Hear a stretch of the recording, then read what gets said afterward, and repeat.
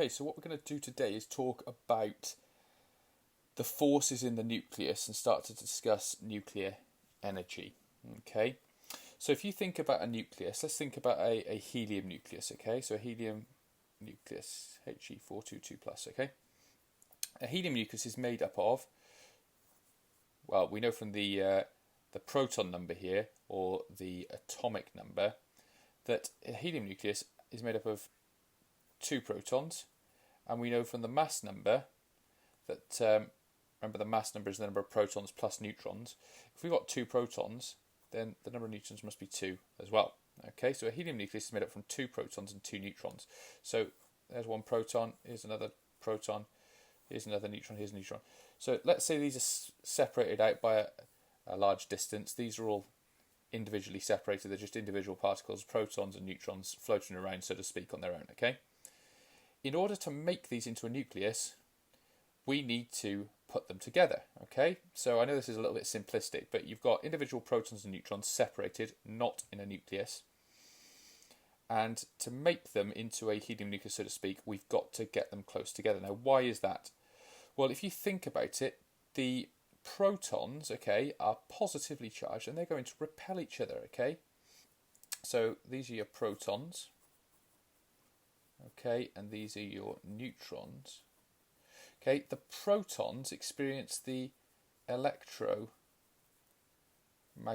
force. They experience electromagnetic repulsion. Okay, and that occurs over an infinite distance. But the strength of that force, it decreases with distance. Okay, it's actually an inverse square law. Okay, but and it's felt by, as we know, charged particles. Okay, so your protons. So first of all, we've got an issue here. These protons are going to repel each other, so that tends to stop them from coming together. So how are we going to cause them to come together? Well, actually, the neutrons are key here.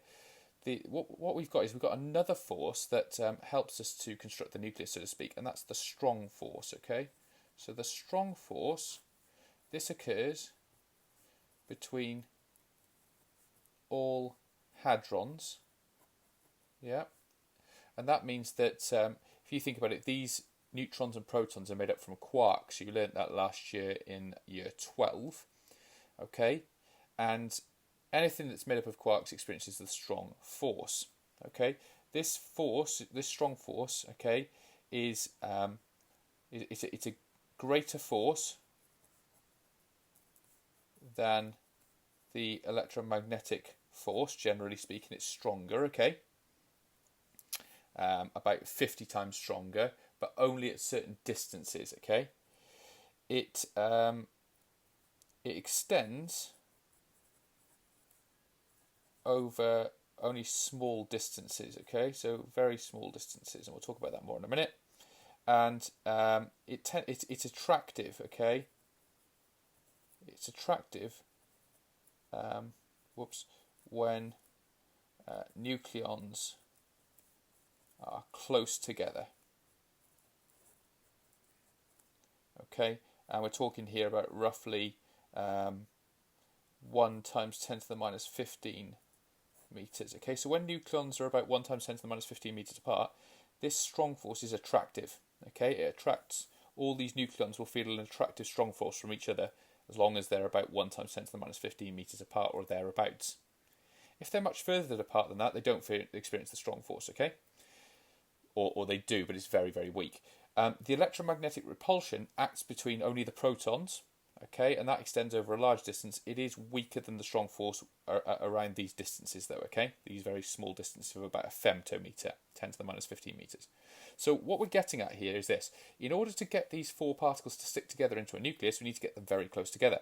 And that's what you find, okay? If you draw these now as a nucleus, okay, the diameter of a nucleus, right, I know I haven't drawn this very well, is about 10 to the minus 15 meters. Now that's no accident.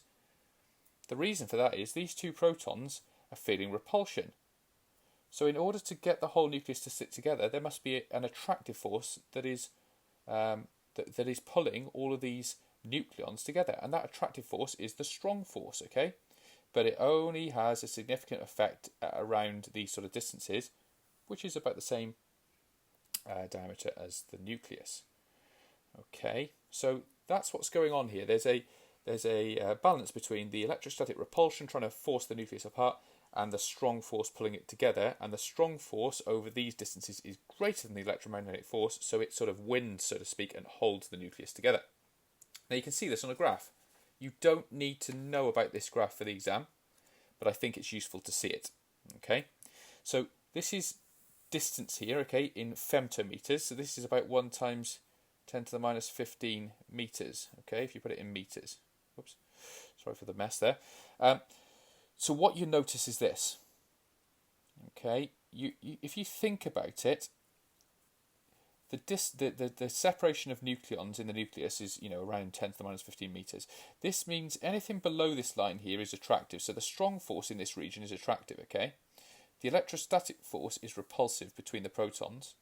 So this is trying to force the nucleus apart. This is trying to hold it together, okay? Now if you think about it, at about this sort of distance here, if you look, okay, notice that that's the magnitude of the repulsive force, and the magnitude of the attractive force, the strong force, is greater. Okay, so if we can make sure our nucleons are sort of in this region of distance apart, the strong force is greater than the electrostatic force forcing them apart, the strong attractive force, and that means that the nucleons will stay together in a nucleus. Now, if the nucleons were to get too far apart, if they were too far apart from one another, say at this point here, you would see that the strong force now is less than the electrostatic force, and therefore the nucleus would become unstable, okay, and start to disintegrate. Another interesting thing is this: if you come down to if the nucleons are too close together, okay, well, they won't be able to get too close together, because what happens is this here is at about this point here is about 0.7 femtometers, okay. For anything less than 0.7 femtometers, okay. So for anything, if I write 0.7 femtometers there, any distances less than 0.7 femtometers, the strong force becomes repulsive. So if you try and force, if you've got your nucleons here they are, okay, remember, these two here are repelling, they're experiencing this repulsive force, but each of the 4 nucleons is experiencing a strong force pulling them together. If you try and push these nucleons together, force them together too much, and they get too close, then the strong force becomes repulsive and pushes them back together, pushes them back away from each other again. So what we're saying here is the nucleons need to be close enough together to feel the strong force enough, so for that the strong force is great enough to be bigger than the electrostatic force in order to hold the nucleons together. But if you push them too close together, the strong force starts to become repulsive, and that means that matter roughly has a constant density, because you can't force nucleons too close together because of the fact that the strong force becomes repulsive. Notice also that at greater distances the strong force drops off rapidly, okay, so it's around 1 times 10 to the minus 15 meters where it's significant.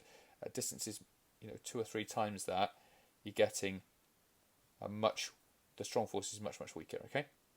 So there we go. So that's what we're saying. Basically we're saying in the nucleus, the nucleons are held together because the strong force is greater than the electrostatic force at the distance that these nucleons are from one another, and that tends to hold the nucleus together. Okay, there we go. Right, now, next thing. Okay, the next thing to understand is this. These here are individual nucleons.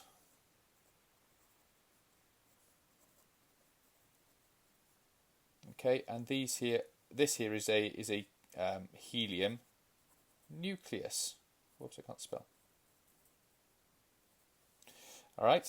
Now, the key thing to get your head around is this. Because these nucleons are bound together by the strong force, which is greater than the electrostatic force, okay, in order to pull them apart, if you think about this, if you wanted to pull these nucleons back apart again to become individual nucleons rather than the nucleus, you'd have to actually apply some energy to pull them apart. So that means that when the nucleons are together, like this, they're in a lower energy state than when they're individually situated like this, okay? So nucleons that are bound together in a nucleus are in a lower energy state. Okay? They're in a lower energy state because they feel a force of attraction to one another, known as the strong force, and that force of attraction is greater than the electromagnetic force. Okay, so you've got to get your head around that. When you put nucleons together, if you take individual, I know this is again a bit simplistic. You don't take nucleons and put them together, just in some simplistic way. But if you were to take individual nucleons, put them together into a helium nucleus, when they're in that nucleus and they're bound together, they're in a lower energy state. So if you were actually to take them and put them together, because they go into a lower energy state, energy would actually be released. Okay. So they have, another way of putting it is this: they have less potential energy. The nucleons have less potential energy when they're bound together in a nucleus than when they are individually separated and on their own. They have less potential energy because they are bound together by that strong force. Okay? So because they have less potential energy, they're in a lower energy state, and thus when nucleons bind together into a nucleus, they give out energy. And the opposite of that is, if you want to take a nucleus and you want to pull it apart, you have to put energy in, because you're taking those nucleons, and to pull them apart, you're giving them energy and putting them, you're giving them potential energy and putting them into a higher energy state. And if you think about it, it's a general rule of science and physics that everything likes to be in a lower energy state. If you think about a pen, and you just take that pen and hold it above the desk and you drop it, it will move towards the desk because it's losing gravitational potential energy. It's moving to a lower energy state. Okay, so that's an important concept to get your head around.